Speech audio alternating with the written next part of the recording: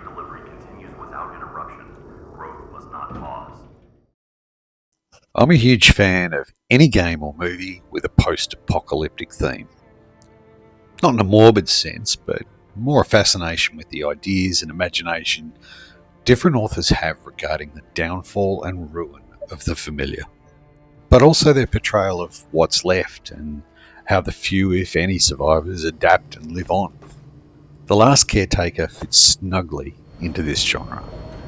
Now, while only the demo version is available at the time of this video, the demo gives an early feel of how the game is, its narrative, and how it's going to play out, as well as a taste of the gameplay mechanics and how the all-around feel of the game is shaping up.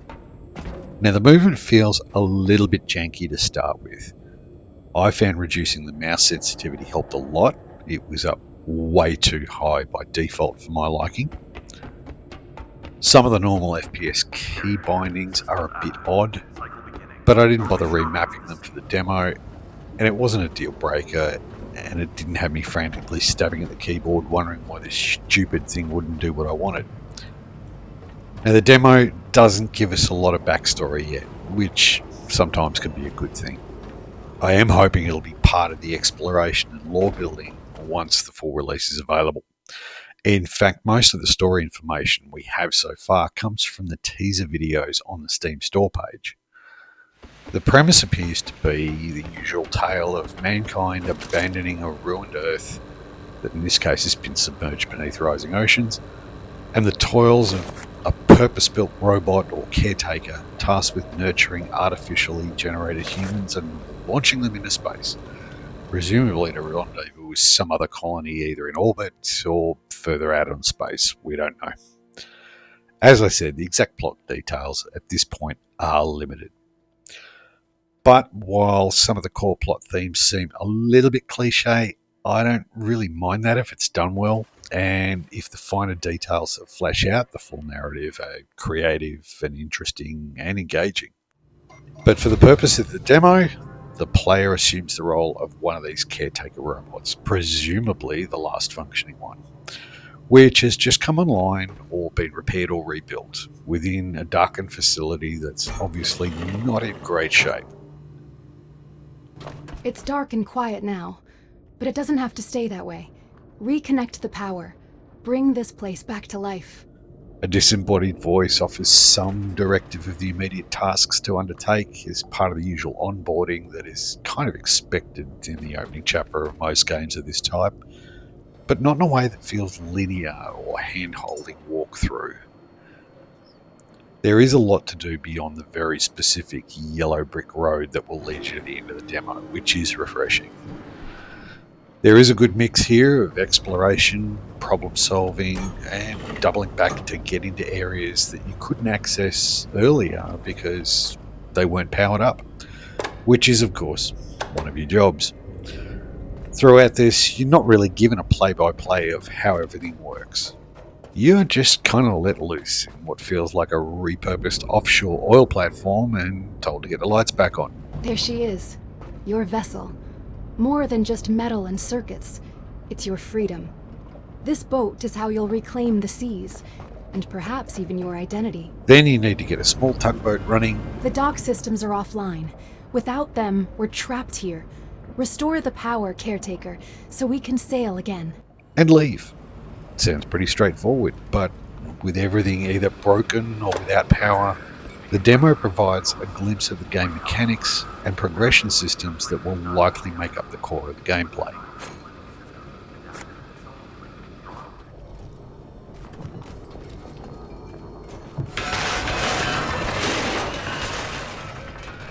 Learning how to gather raw materials either by scavenging or more commonly recycling, reconstructing using the machinery dotted around the place.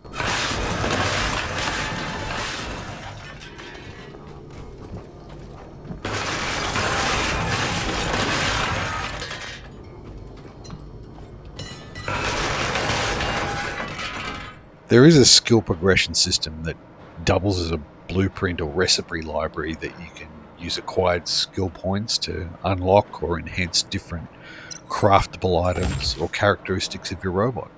such as battery life, carrying capacity, that sort of thing. How you acquire these points and level up is not super obvious, and I only realised it was even a thing when I reached level 2 and it notified me I had points to spend.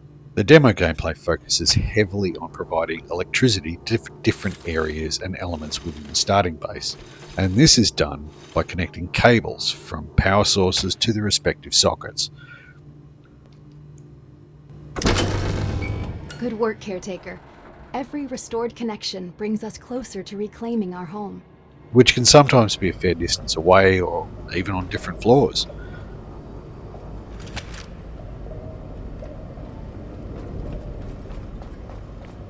Power sources are initially in the form of batteries of varying sizes, but it's pretty obvious fairly quickly, without a way of generating power, the batteries will eventually run out.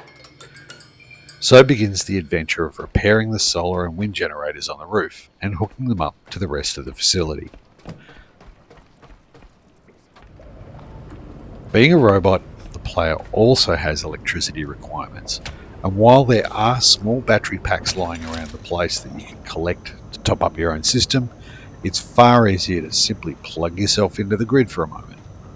There is some basic combat mechanics, namely thumping things with a crowbar or later crafting a short-range taser gun. None of the enemies in the demo are particularly dangerous or challenging, and they're more of an annoyance for the most part, but there will probably be more formidable threats in the full release after the player travels beyond the confines of the starting area.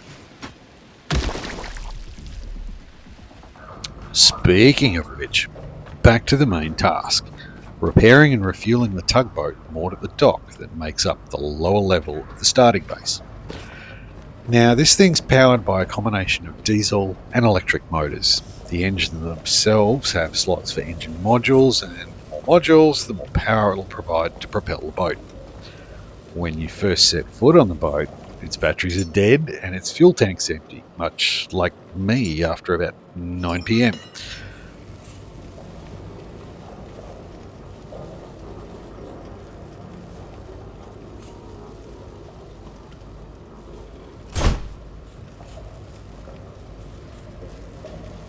Also, the diesel engine is on fire and the electric motor is missing 4 of its 5 modules. Also like me most days.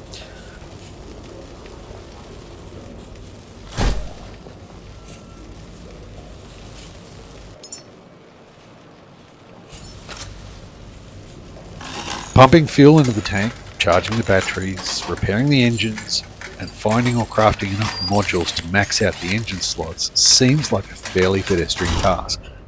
And for the most part, those specific tasks are relatively easy once you have everything there at your disposal. The challenge is collecting, crafting, and upgrade your robot's capabilities so that you'll have all these resources right there at your disposal on board the boat itself. It should only take an hour or so to do this, even less if you don't bother about maxing up the engine slots, which is optional. Then you simply flip the switch to open the big door, take control of the boat, pull up the anchor and steam off out of there to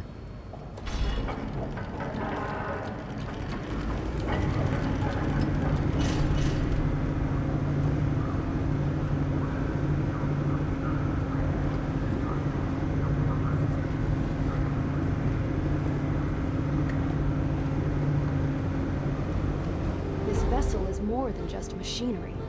It's your refuge, your home now. Sail forth, Caretaker. Reclaim the waters humanity once commanded. the end of the demo. That was at first a bit of an anticlimax for me, but it did leave me craving the full release. Early access is scheduled for November 7th, 2025, so not long to wait, and depending on when you're watching this, maybe no wait at all. If you've ever played other games such as Subnautica or Forever Skies, this one might be right up your alley. Hopefully the whole amnesia-driven wake up somewhere strange and spend the game learning who and where you are will bring back the sort of excitement and wonder that had me absolutely hooked on System Shock 2 back in the late 90s. I'll definitely be getting into this one when it releases, and I really hope the narrative scratches my post-apocalyptic storyline itch.